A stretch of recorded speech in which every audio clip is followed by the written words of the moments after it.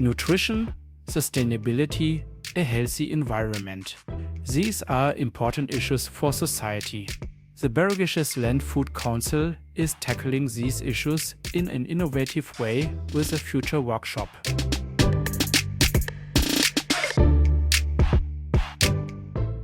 Designed Innovation, your podcast about innovation and design thinking.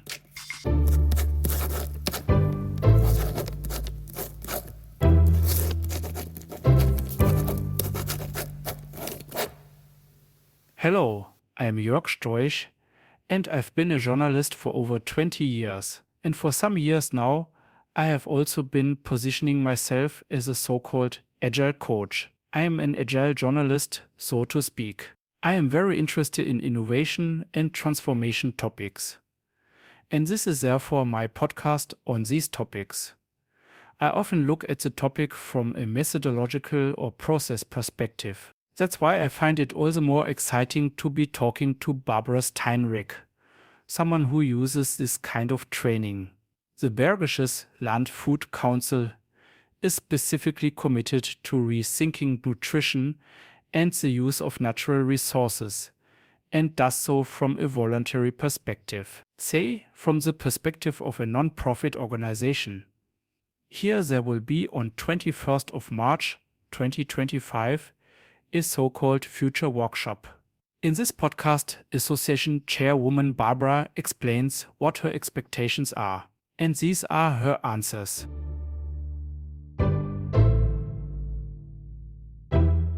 Why Barbara wants to organize a future workshop.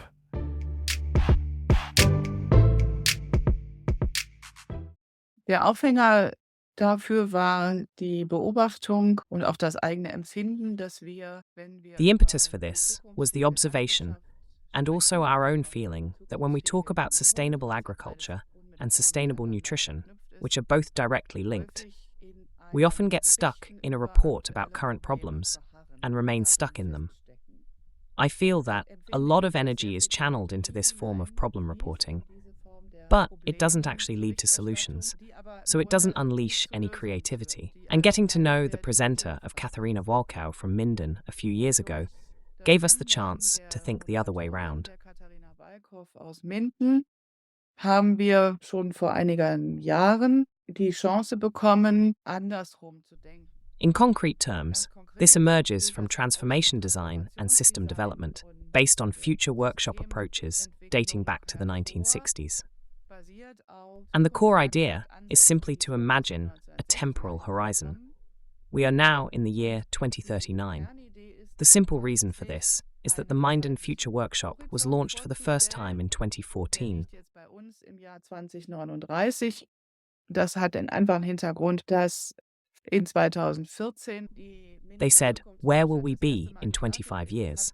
And that's how the number 2039 came about. So it has no other background than the fact that this format was launched in 2014 and has been carried out on various occasions since then. And we now only have 15 years, or almost 14 years, until we reach the year 2039. That is a period of time that, well, on the one hand still feels very far away, but on the other hand is not so far away. Ein Zeitraum, der sich, einerseits noch sehr weit anfühlt, andererseits aber auch gar nicht so weit weg mehr ist.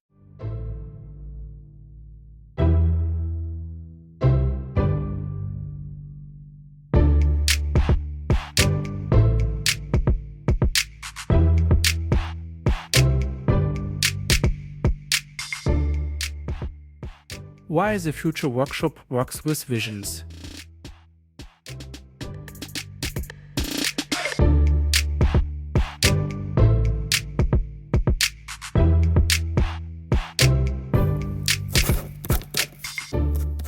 Wir stellen uns vor, wir sind im Jahr 2039 angekommen und finden dann eine Welt vor. We imagine that we have arrived in the year 2039 and find a world that enables a good life on a healing earth.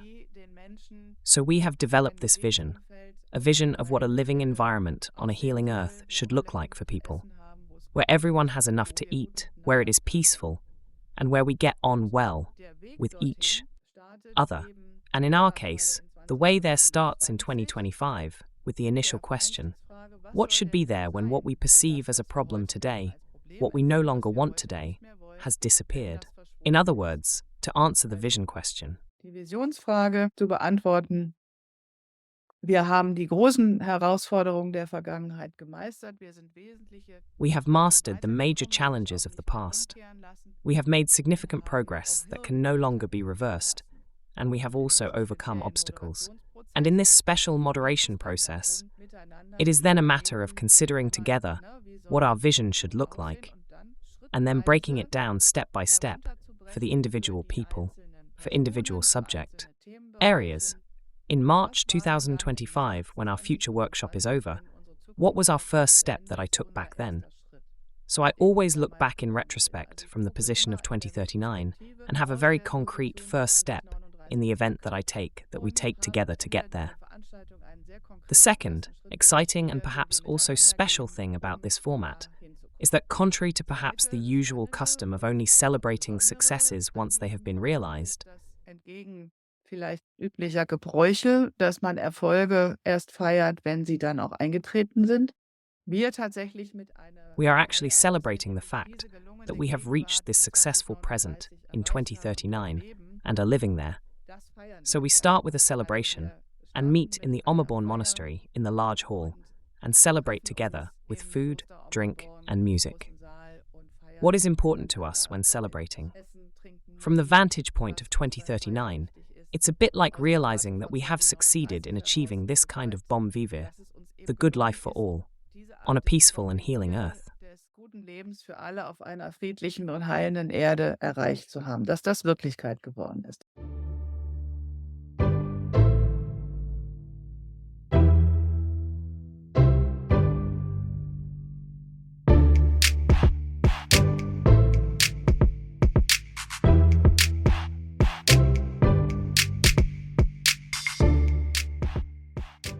What topics the future workshop should focus on?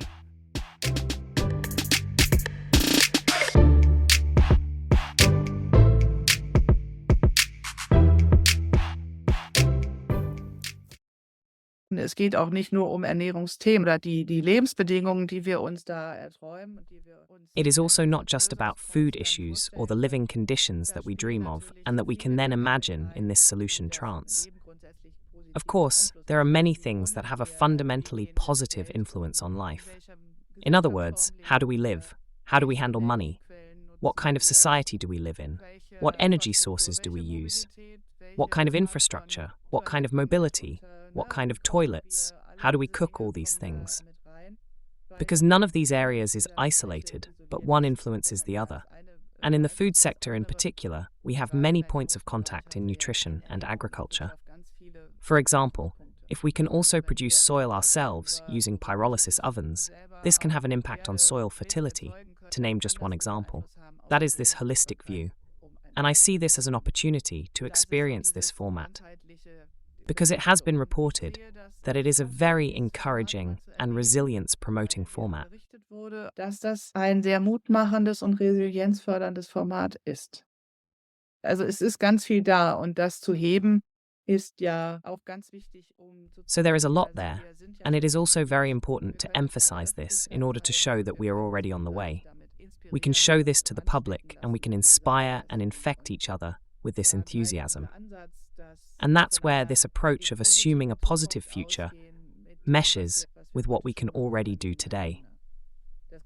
I can't anticipate the actual result because I don't know how people will cook together in the actual situation, and expect the whole process to be very exciting, and that we all go home at the end and say, we couldn't have spent a better time at Ommerborn Monastery than with these people and on these topics, so that we can go out there recharged and say, I couldn't have experienced the beginning of spring 2025 much better than with these people and these topics and in this place, nor would I have wanted to in the end. And then we can spend the rest of the year focusing our energies on bringing about the solution we have found. Dann können wir den Rest des Jahres unsere Kräfte zielgerichtet auf das Herbeiführen der gefundenen Lösung richten.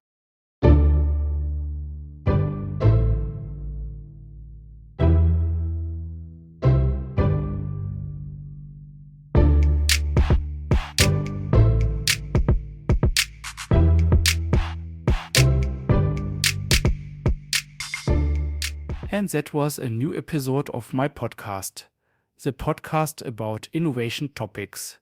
An episode that changes the perspective and looks at what users of transformation methods actually expect from them.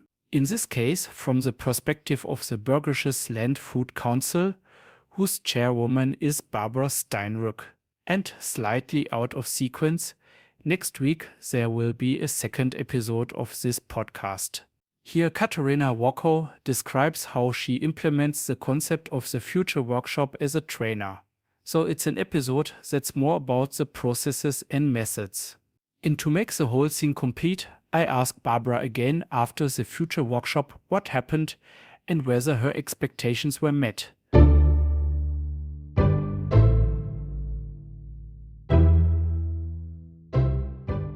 As you may have already realized, I am not me. My text was spoken by my voice clone.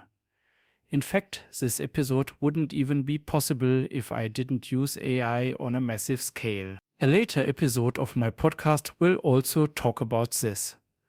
Did you like it? Would you like to discuss this with me? Or would you like to share your feedback? Then get in touch. I am happy about that.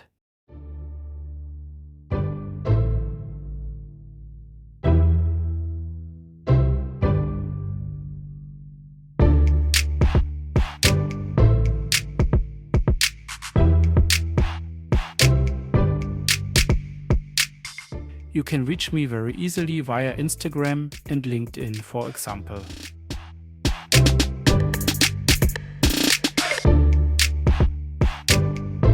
Hear from you, your Jörg.